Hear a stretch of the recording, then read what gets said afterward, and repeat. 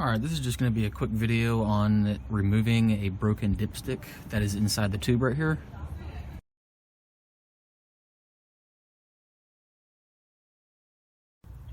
Okay, so this thing is actually much farther down in there than I was originally anticipating.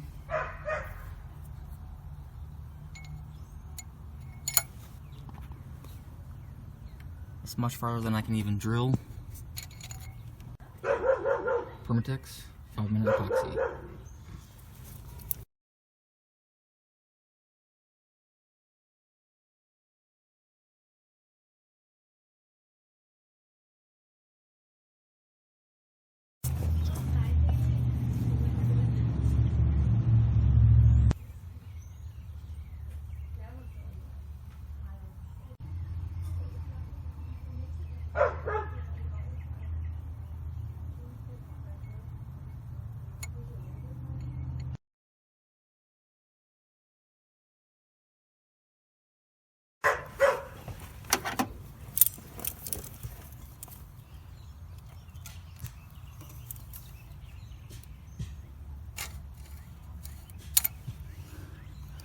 Okay, I got it back to the top. Alright, so the glue didn't really work, but it did help me get it a little bit higher toward the top. It's about an inch down now, but I did make these hooks out of an old pair of tweezers. I don't know if you can tell, the end is like hooked and they're very thin. And I'm actually able to very carefully slide it in right next to it, turn it, hook it in, and kind of pull it up a little bit. But that's only getting me so far. I think the pipe is actually bent slightly. The tube here is slightly bent. But I've been able to kind of very carefully, I just pushed it back down a little bit. Very carefully slide both hooks in. And I kind of turn it.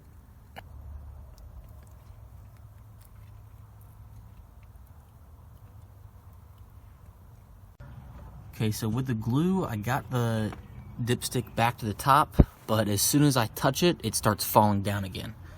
So I'm going to go to plan 3.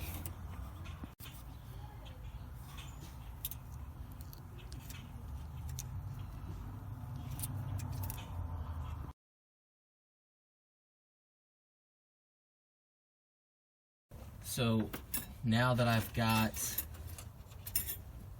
it at the top, I came up with another idea. This is just a little thin piece of wire, and what I was going to do is very carefully, so that I don't actually push it back down, I was going to feed this into the tube, and right when I get to the dipstick, I'm gonna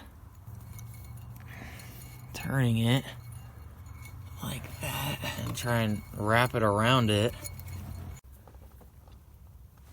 Alright, so I've wound this wire around it, and when I shine my light down in there, I actually can't see the circle of the wire anymore, and I had to spin it for a good like 5 minutes before I think it actually hooked.